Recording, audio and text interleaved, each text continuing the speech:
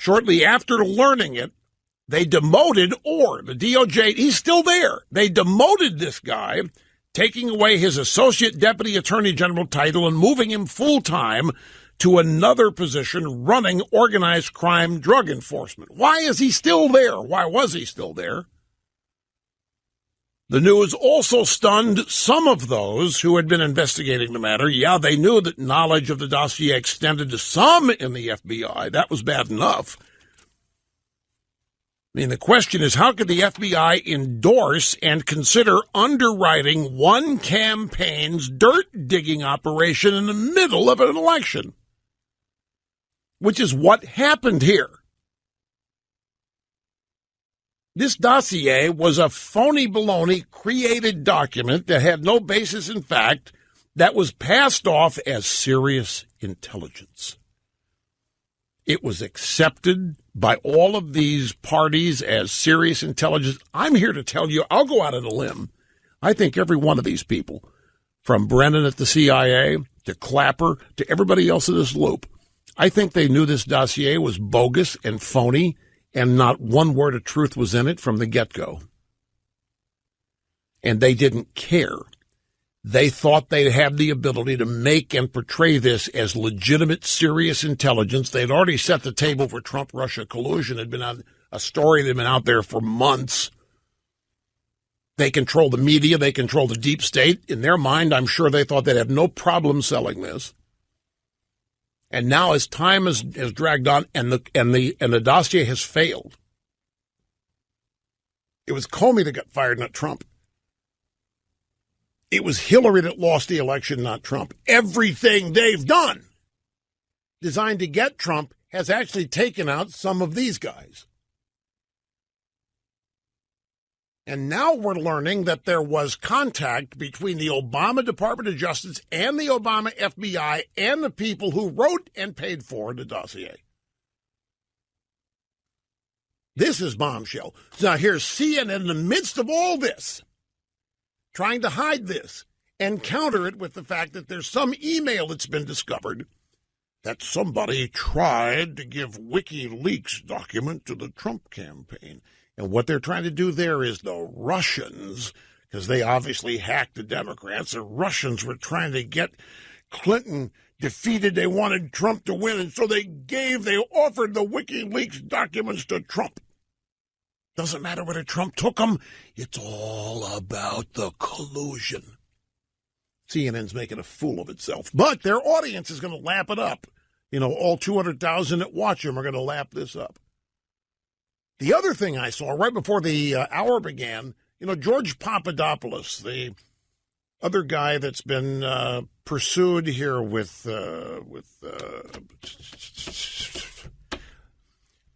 what? Flynn, that's right, Flynn, that Mueller was chasing. And not Flynn.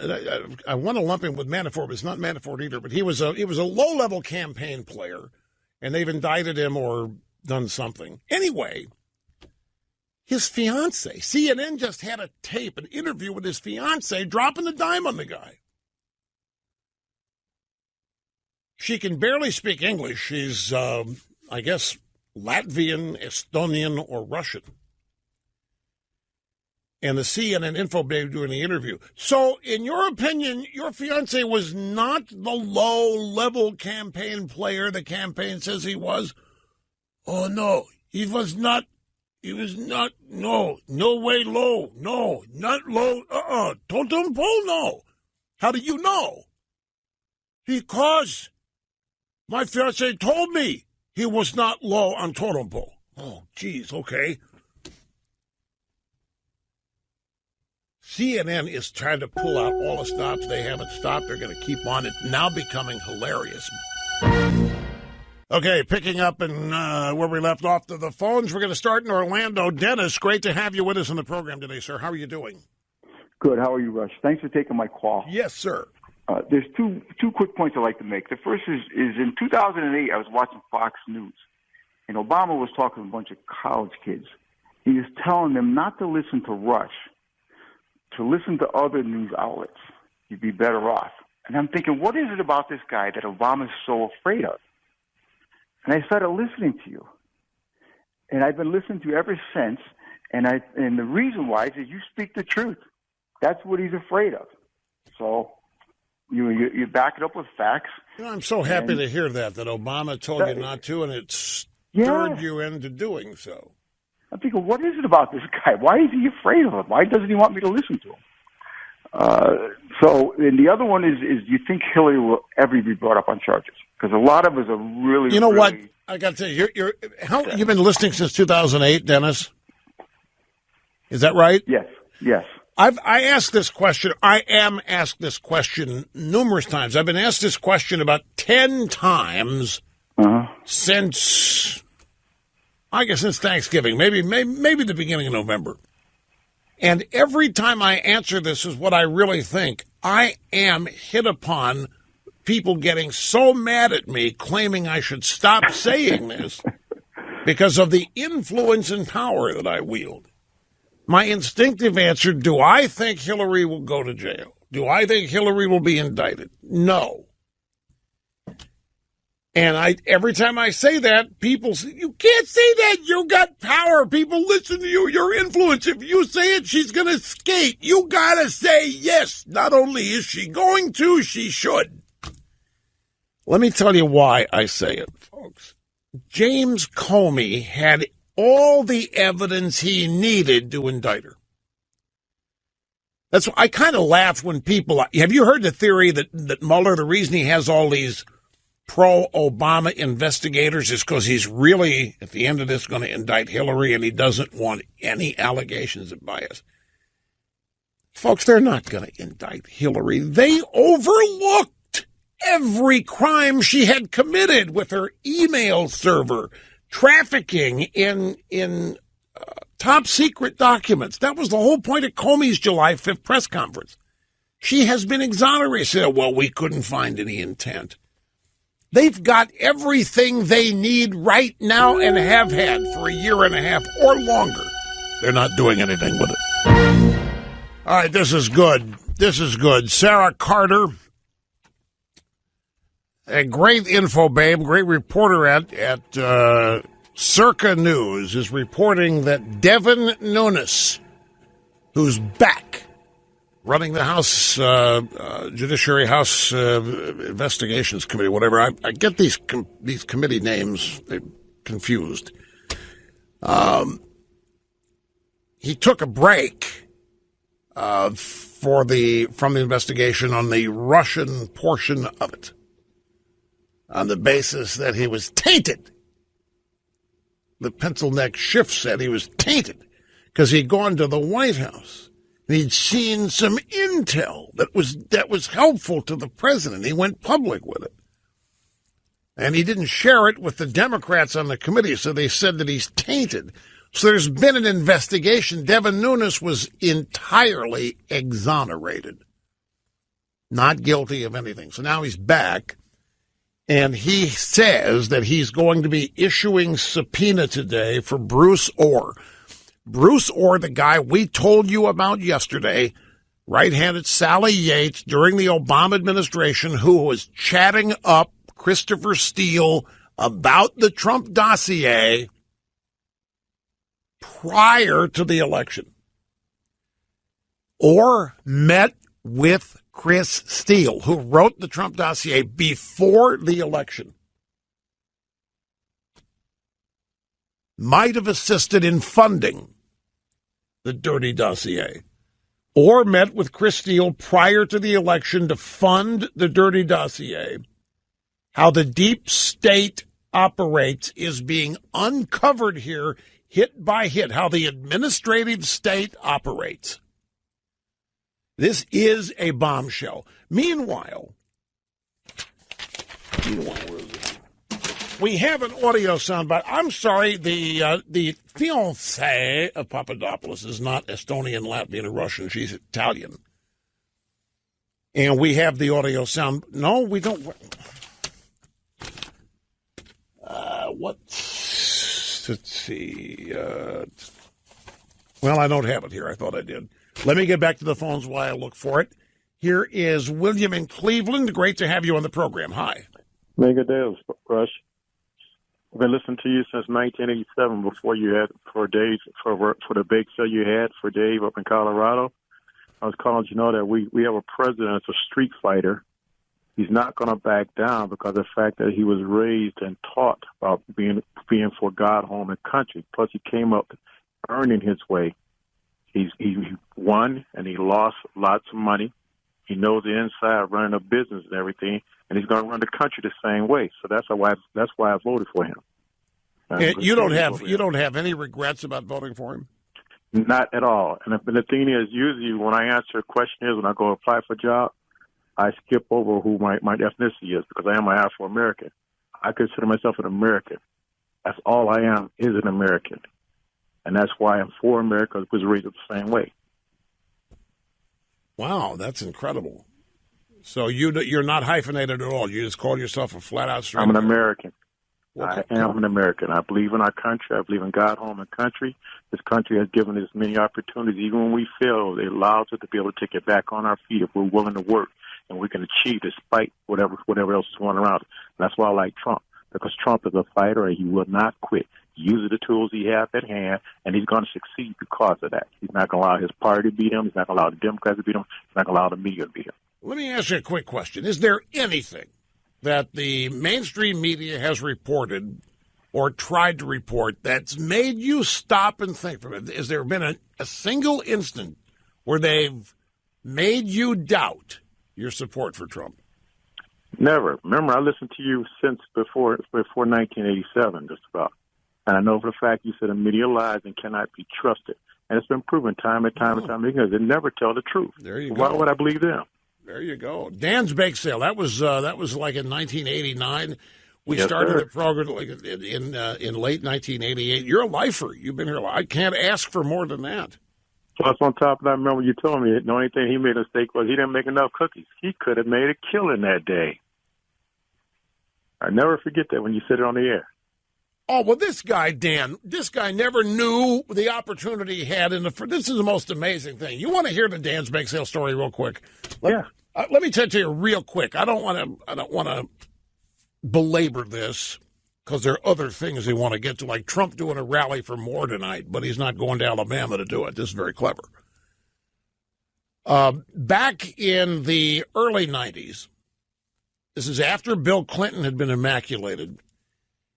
For some reason, a bunch of school kids started doing bake sales.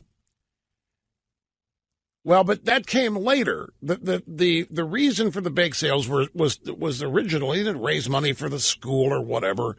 And we're talking first and second graders. The kids weren't doing the baking; their mothers were, and the kids were taking the baked goods to school, and they were raising money with the bake sales, and it was a bit of a phenomenon. And then, at the same time, Clinton is talking about how he cannot. I haven't worked on this. I've worked harder on this than anything I ever worked on in my life. I'm sorry, but I am going to have to break my promise. I simply am not going to be able to cut your taxes. Bush didn't tell me how bad it was. I had no idea that things are as bad in this country as they were. They shielded that from me during the transition. I got in here, folks. I'm sorry. I can't do the tax cut. And he started whining and moaning about the deficit. So some liberal teacher out there, I think it was in Kansas, but I'm not sure, decided that her next bake sale, they would send the money to the president to help reduce the deficit. This is a bake sale raising $300. Okay, so, and the media started talking about a wonderful civic lesson this is. Young students learning the importance of the budget in the second and third grade. And, folks, I was right in there blowing that out of the sky. I said, these kids aren't learning anything. They're being propagandized. Their parents are already overtaxed. It's not that there isn't enough money being sent to Washington, certainly bake sales or anything else. That reason to explain the deficit. It's because those people in Washington have no spending discipline.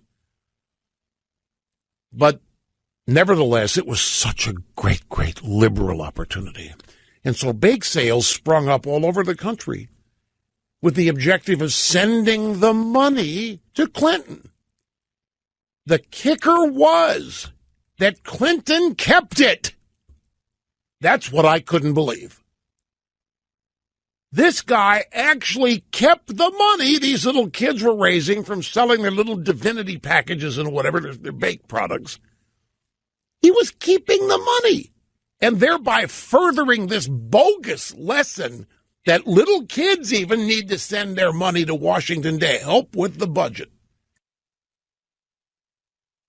I correctly identified this for what it was. This was an attempt to get young skulls full of mush early on, comfortable and even patriotically associated with the idea of sending their money to Washington, even after their parents had paid their taxes and all that. And I excoriated Clinton for keeping the money. I said, that is irresponsible. You want to teach the lesson, but send the money back to him. Be magnanimous. Be big. Money's not going to matter a hill of beans to the deficit. Send it back to him. But he didn't. He kept it, meaning the government kept it. Well, during all this, a guy called my program and complained that he couldn't afford a subscription to the Limbaugh letter and asked me for a free subscription. And back then, I wasn't in the practice of giving things away like I am today. And I told the guy, his name was Dan, do a bake sale. Do a bake sale. How long would it take you to do a bake sale in 10 minutes and raise the $24 needed to buy a subscription? And he hemmed and he hawed. You know, Dan's elevator didn't go to the top floor. But eventually, he decided to do it. Well, that created a chain reaction of thousands of people in the audience wanting to be in on it. And so Dan's bake sale started as just some whatever little Dan was going to do wherever he lived into a gigantic bake sale with 90,000, 70, I forget what it was, 70, 80,000 people showed up. Fort Collins, Colorado. Senator Hank Brown was there. I mean, they glommed. NBC News was there. They called it the conservative Woodstock. I flew out there, of course, to make a perfectly timed speech, and it was pouring. And we landed at the airport and had to take a helicopter up to Fort Collins. And I'm telling you, the interstate heading up there was backed up. It was stopped, and I couldn't believe it. There were people all over the country who'd phoned in and offered billboards on the highways leading into Fort Collins months in advance, advising that it was going to happen. We had restaurateurs from New Orleans and all over the country flying into Fort Collins to set up booths. And it was all called Dan's Bake Sale. Now, remember, the whole point of this is for this schlub to raise $24 to buy a one-year subscription to the newsletter. And this guy didn't bake enough cookies for this massive bake sale with 70,000 people. He ran out of cookies in 5 minutes and started asking other vendors if they would give him some of their stuff to sell. Talk about, that's what the caller means, blowing an opportunity. And then after that, Dan tried to set up his own bake sales, thinking all he had to do was somehow get on another radio show and say he was doing another bake sale in some city, and 70,000 people would show up. We got wind of it here. I got a call one day. Are you aware that Dan's doing another bake sale? I said, no, I didn't. You mean you're not part of it? They said, no, I'm not. So we figured out Dan was, the guy was, I mean, the caller talked about how he blew an opportunity, and he did. He never got it. He never understood the opportunity he had. I mean, to show up at this. Oh, that was the funny part, too. Yeah, it was pouring rain. It was pouring in the helicopter. When we landed short of Fort Collins, had a chopper in there because we couldn't have gotten there. Got there, we drove. The interstate was backed up, so we choppered in there. And the moment my helicopter touched down and got off, the skies cleared. And it was a radiant, almost cloudless, sunny day within moments of my arrival there. And it wouldn't have mattered. The rain wouldn't have stopped what was going to happen anyway. I mean, literally 70,000 people. And here is the kicker. When it was all over, there was no mess. Local Fort Collins media was astounded. There was no trash. Now, you take a look at the trash that the vagina hat ladies left after all their protests the day Trump got inaugurated, but there was no mess in Fort Collins. But as I think back on it, this guy, Dan, we just never saw the opportunity. If he would have just invested in a 2-hour supply of cookies, he's the reason it's happening. Well, I, of course, became the reason but it was Dan's bake sale, not the EIB bake sale or Russia's bake sale. We did all of this to poke fun at Clinton taking the money of second and third graders, their little bake sales in Kansas and Wyoming and wherever else. Anyway, I got to take a brief time out, my friends, and I'll try to find this soundbite with Papadopoulos' fiancée, because I obviously got something wrong. She's Italian. She's not Estonian, Latvian, or Russian. So we find out. We'll be back after this. Don't go away. I knew this was going to happen the moment I started telling the story. I checked the email during the break. Why don't you do things like that anymore? Dan's bake sale. Folks, I can't. I am too famous to do stuff like that anymore. And it pains me, but I can't do it. I mean, even back then, it was 70,000 people who showed up, and they weren't prepared for it out there. I mean, the stage was nothing more than a horse excrement platform in the center of town that was elevated by about 3 inches. I nearly got run over by Hank Brown's horse. I had to walk out. They gave me a police escort behind a horse, and the horse stopped and almost kicked me. I was right behind it, had my hands on its butt. I can't. I would love to, but it's just it. Believe what? Oh, I'm too famous. No, I don't expect them to believe it, but I'm too famous. I can't do stuff like that anymore. Anyway, the reason it was in Fort Collins because Dan lived in Fort Collins. And remember, his original complaint was his wife wouldn't let him spend the money because she was not a fan.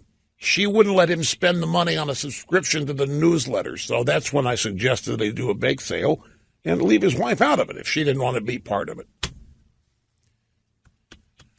Yeah, that's right. He was getting Xeroxed copies. That's what blew me up. We had a copyright and an intellectual theft issue going on, and this guy did not know that he was admitting to a crime by saying he was copying issues of the Limbaugh letter and passing it around. So I had to put a stop to that, and we insisted that he do the bake sale idea. Now here, this is not the soundbite I heard. This is Papadopoulos' fiancée, Good Morning America Today with Stephanopoulos. And the question is, from what you know, will the president be happy with the story your fiancé, George Papadopoulos, tells in this investigation? I think he tried to dismiss George as a coffee boy, so I'm sure he will not be happy to read that there are consistent evidences that he was not a coffee boy. From what you know about his story, what do you think the title of that story is? I don't want to spoil his premiere, but I think he has been sort of the first domino in the Russian Gate. First domino in the Russian Gate, yes. When she was on CNN just now, she said she knows that he wasn't a coffee boy or a low totem pole player because he told her that he wasn't. Now, grab soundbite number 21. CNN is breathless again. They think, and they're like a parody. They don't even understand, but they think they've got Trump. Now, they think they've got him again. This WikiLeaks business that the Trump campaign wanted. Well, the Trump campaign was offered WikiLeaks documents. So here's Wolf Blitzer this afternoon setting this all up. Hello, I'm Wolf Blitzer. It's 1 p.m. here in Washington, 8 p.m. in Jerusalem, 9 p.m. in Moscow. Wherever you're watching from around the world, thanks very much for joining us. on the defense. He's been called a coffee boy, dismissed by the president and his campaign. But just in, the fiancée of the former advisor who pleaded guilty to lying is now speaking to CNN about why they're wrong. Also, a CNN exclusive, a newly discovered email shows an effort to give the Trump campaign hacked documents from WikiLeaks. Did the president know? So what if he did? So what if he did? They weren't false.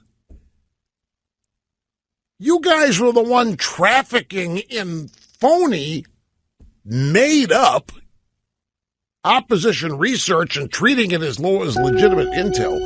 I wish I weren't, but I'm out of time, folks. I've gotta go. David Gregory followed Wolf Blitzer on CNN. This proves collusion. This proves collusion. The Russians or somebody offered Trump campaign the WikiLeaks collusion.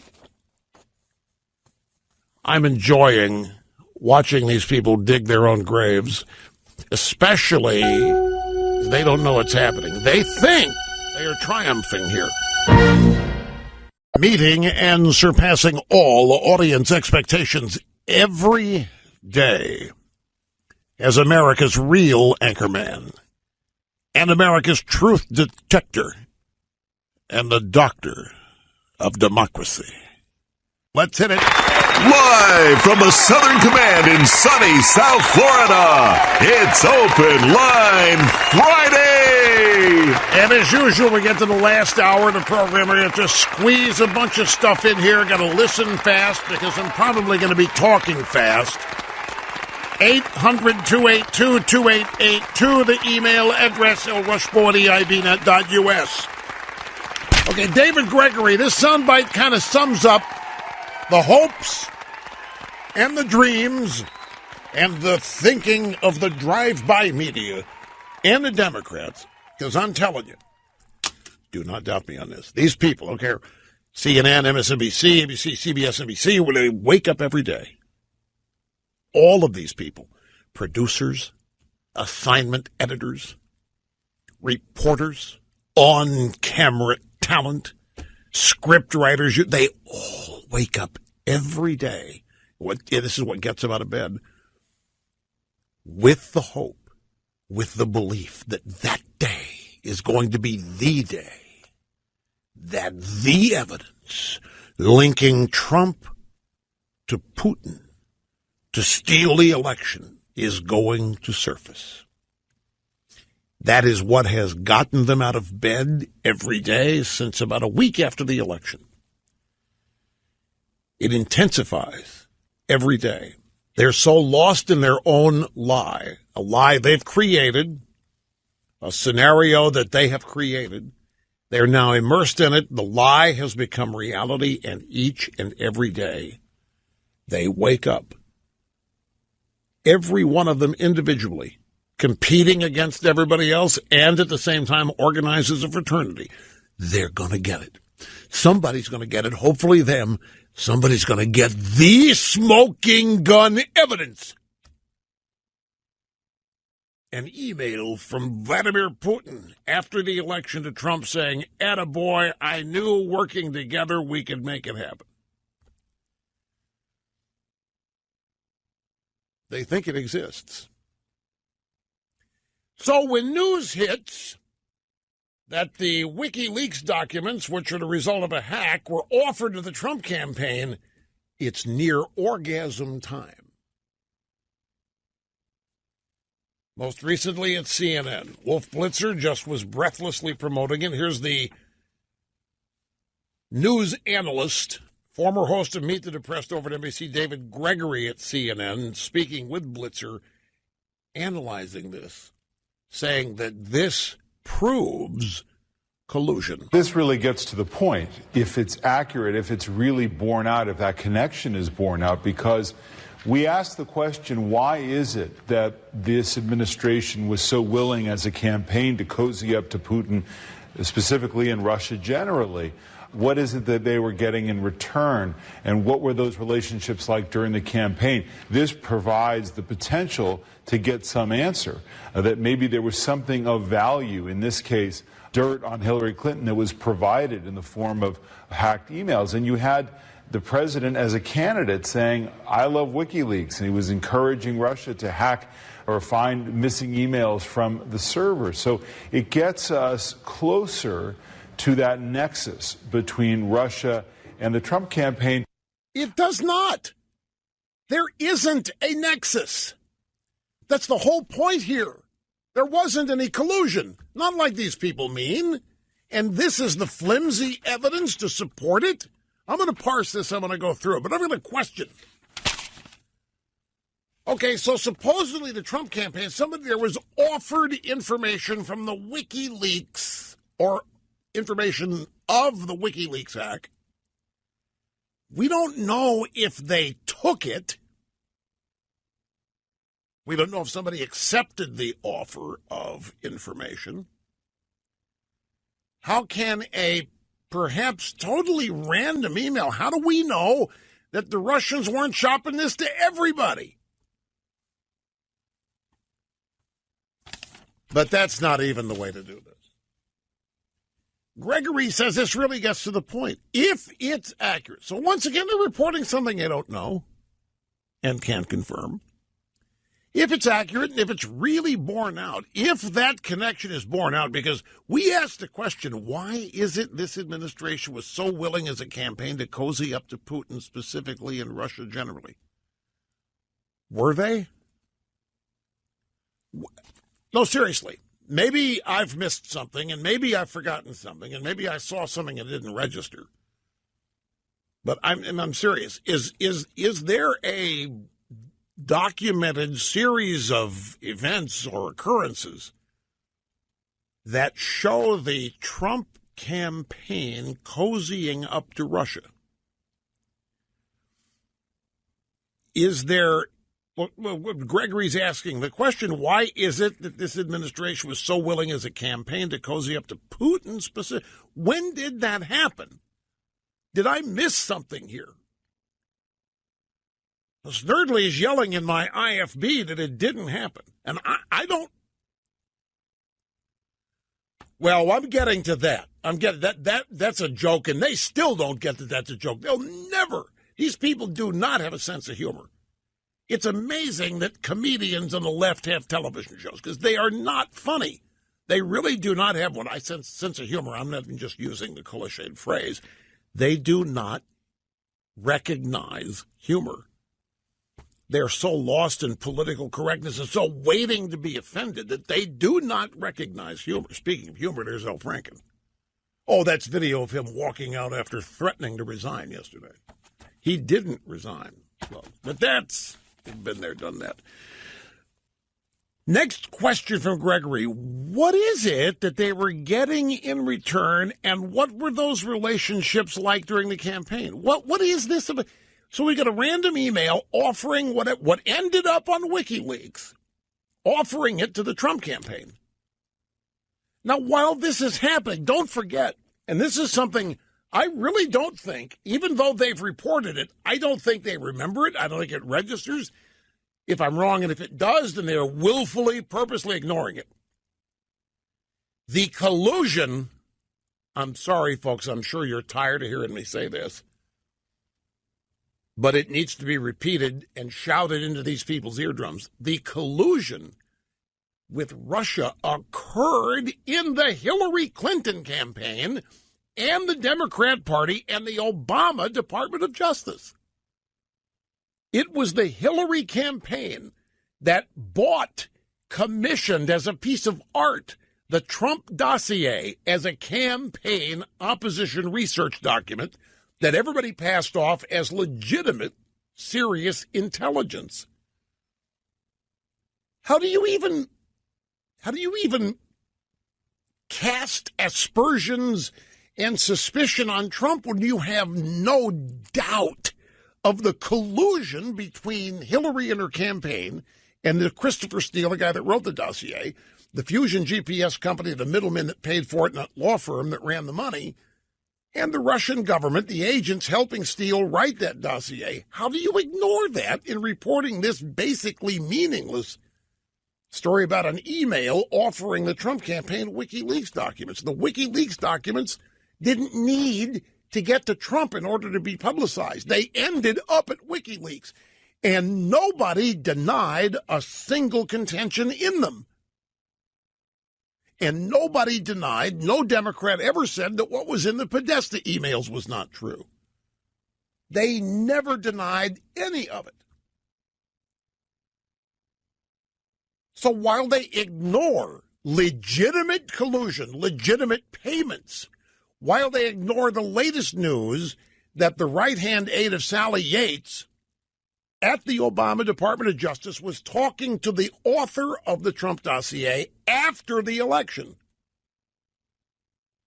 There's, no doubt we don't know what they were talking about, but clearly they had to be talking about its use, its implementation, elements of it, how to use it. Everybody knew it was bogus. Everybody knew it was made up. It's Oppo research they passed off as intel. So they ignore all of that while they have near orgasm over this, which is nothing. And then he says this provides the potential to get some answers. Meaning, we're on the cusp here, Wolf. We're on the cusp of nailing Trump, colluding with Putin. We're on the cusp. It's only moments away from now, Wolf. That maybe there was something of value in this case, dirt on Hillary provided in the form of hacked emails. Really? Somebody had dirt on Hillary and the opponent was interested in it? Where's the crime? Where's the crime? This is called opposition research. It's the big leagues, Stretch. It's the big leagues. And then this is the thing that I am never going to get over. And then the president, as a candidate, was saying, I love WikiLeaks. You people do not understand how he's just toying with you. He knows you hate WikiLeaks now. You used to love WikiLeaks after George W. Bush, but now that WikiLeaks made your gal look bad, now you hate WikiLeaks. So Trump says, I love WikiLeaks. He's sticking you. He's simply toying with you. He's like got the laser pointer and you're the cat, and he's running you into walls and the furniture, and you can't stop chasing it even though you'll never catch it. And then Gregory said he was encouraging Russia to hack, to find missing emails from the server. Can you imagine how dull it must be to be at a party with these people? So just to refresh your memory on this, Hillary Clinton had 60,000 emails on her server. Everybody learns of it. The server's illegal, classified documents going back and forth, everybody's concerned. So Hillary's, okay, I'll go through them and I'll give you what's relevant. Okay, fine. Which, not okay. The perp doesn't get to examine the evidence and throw out what the perp wants to throw out. But Hillary was allowed to. And so of the 60,000 emails on her server, she turned over 30,000. And said she deleted the other 30,000. But this led to computer hackers. No, she didn't delete them. I have them.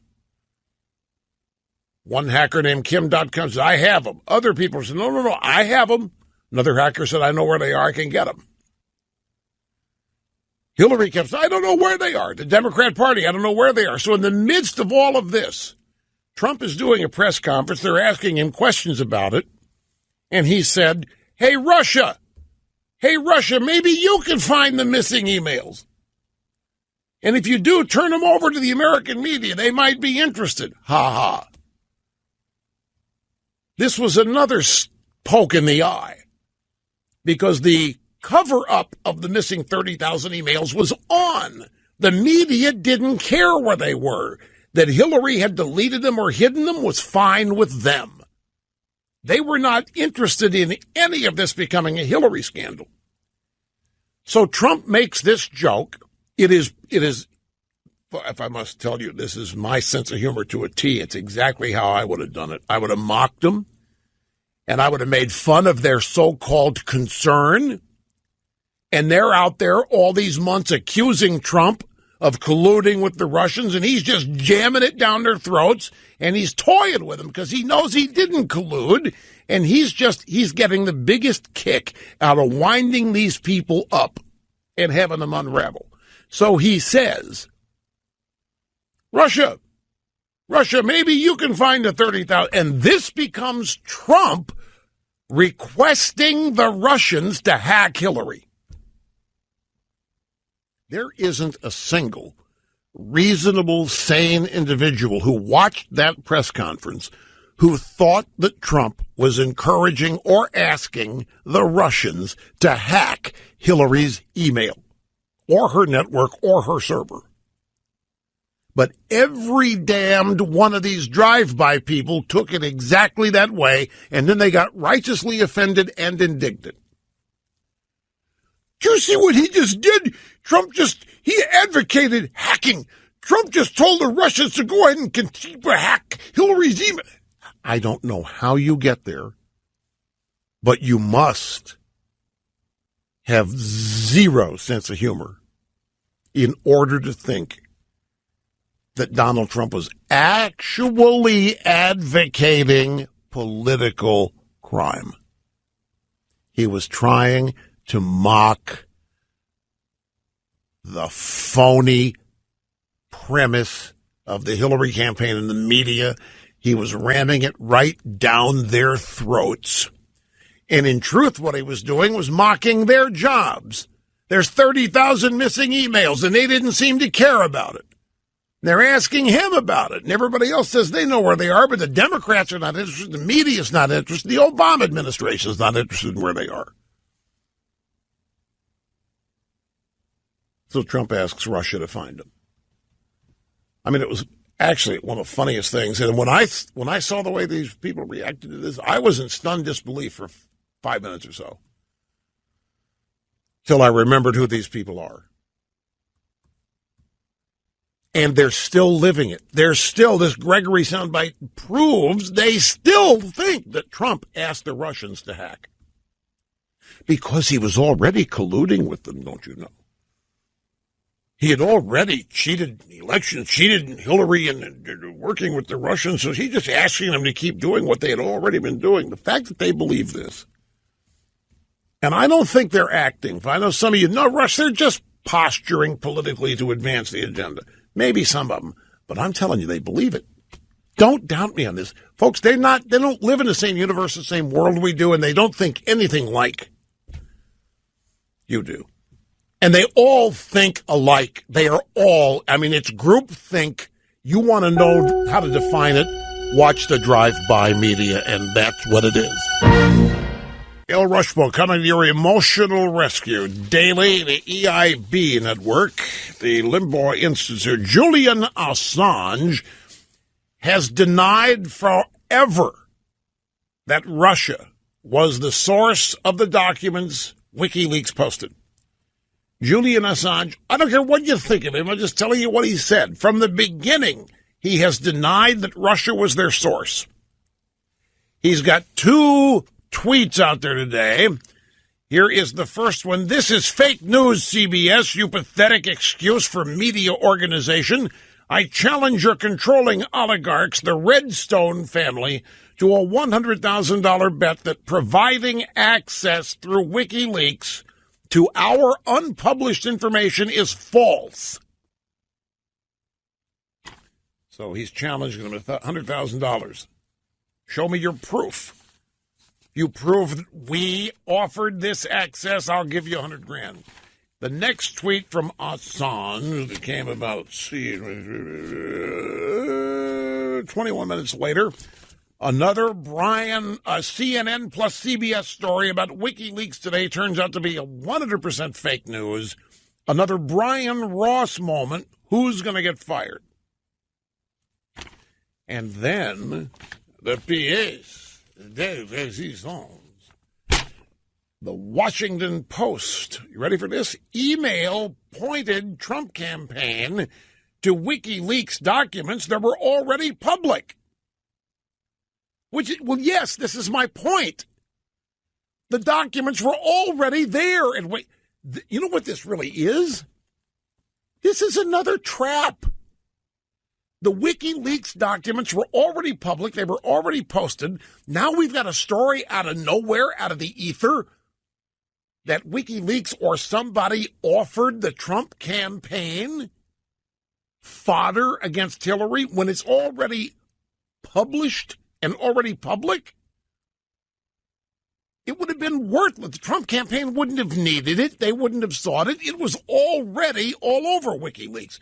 So I think we have a manufactured story here. And this is what I think Assange means with the Brian Ross reference. What did Brian Ross do? Brian Ross reported that as a candidate, Trump had ordered somebody to get hold of the Russians to do X, Y, and Z. And then had to correct. No, it was after the election that he told Flynn to call the Russians, which is perfectly permissible. Transition team operations. So here, documents are already posted at WikiLeaks. Somebody sneaks out a report that there was an effort to leak them to Trump. This is manufactured, made up to create the opportunity that CNN is using to make everything something brand new that we never knew before has just today been discovered, and it proves collusion, as David Gregory said. I've run out of words to describe these people. Shameless, journalistic malpractice, near criminal. It's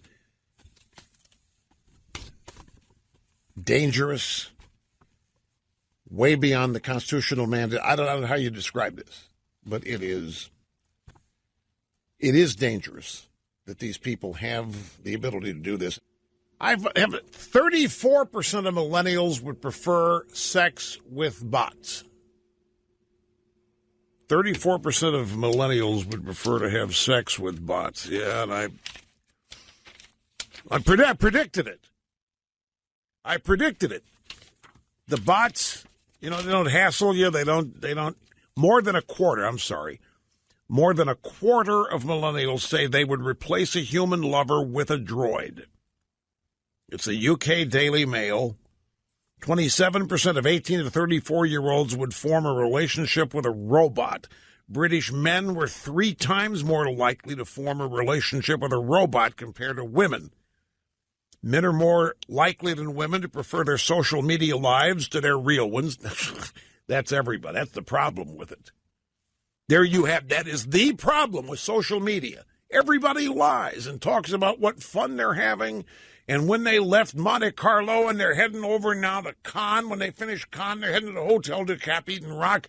Meanwhile, you're in Detroit, barely aching out a 30-degree day. Why am I not in Monte Carlo?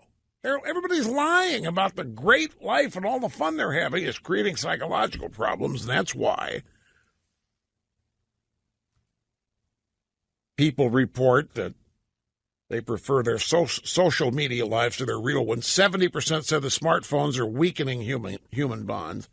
Anyway, the big number here is 27% would replace a human being with a robot for sex. I'm just telling you, I predicted it. Fairly recently, I predicted this. Amidst all of the sexual harassment stuff, and all the rape allegations and all that, just clean it up. Get a robot that stuff's not possible. Pure and simple. We're talking millennials here. Now, folks, the interesting thing about this Washington Post story that I just shared with you is CNN made up the major part of this story. CNN misreported the date of the WikiLeaks email that Donald Trump Jr. received. This is all part of that phony meeting that the Russian honeypot set up. Remember, they called the campaign and they said they had some dirt on Hillary, and Trump Jr. said, hell yes, we'll take that. And when they had the meeting, it wasn't about Hillary. It was about some piece of legislation the honeypot had been charged with Russia and her clients, the Mansky Act or some such thing. It was about adoption. The whole thing was a setup. It was a way to get a meeting about a piece of legislation. If they'd asked for that, they wouldn't have gotten it. They weren't president yet. So they called him. They said, we got some dirt on Hillary. And Trump Jr. said, hell yes, bring it in here. And they tried to make a crime out of that, and that failed. And then what CNN did, this story that breathlessly has been reported by Wolf Blitzer and Gregory, CNN misreported the date of the email that Donald Trump Jr. received saying they had the WikiLeaks data. The campaign did not get advance warning of what was going to be on WikiLeaks. CNN is trying to say that before it ended up on WikiLeaks, the Trump campaign was offered it by the Russians. So the bottom line is there is no story here. Julian Assange is exactly right. This is another Brian Ross moment. CNN either made it up or just got the date wrong because they get up every day hoping and praying that day is the day they prove Trump colluded with Putin. Do not poo-poo that. That's their reason for getting out of bed every day. That's what drives them. And by now, folks, they can't drop the Russian collusion story because 80% of their audience is there for it.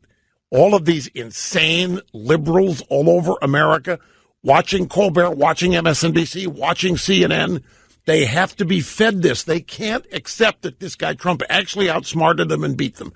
So it has to be that he cheated with the Russians. So these leftist news networks have to feed that audience, that beast, this lie each and every day. And now they've gotten caught up in it to the point they believe it.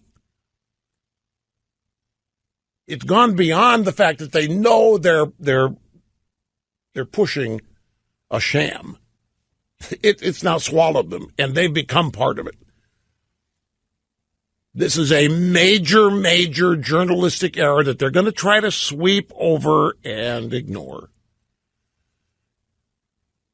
They got the date wrong because they thought they had Trump nailed on collusion. And what they did was actually overlook the fact that the data being offered was already on WikiLeaks. There was nothing secret, premature, early, private about it. Here's Mark in Trinity, Florida. Welcome, sir, and I'm really glad you waited. Hello. Mega dittos. We appreciate you, us conservatives. So regarding Trump's Jerusalem announcement, it was a campaign promise kept. I believe it was a show of strength, helping regain U.S. stature internationally that I think Obama lost. Now, interestingly enough, the Jewish people, American Jews, are consolidated Democrat voting bloc. I believe it's like 3% of the population. Now, my comment is this. If you were to go walk in the Jewish neighborhoods in L.A., New York City, Brooklyn, for example, Palm Beach or Broward counties, and you went through those neighborhoods and say, hey, what do you think about, him supporting the Jews, and will you vote for him? What do you think those American Jews would say? Do you think they would support Trump? I know Chuck E. Schumer doesn't, and he's Jewish, and Al Franken doesn't, Dianne Feinstein.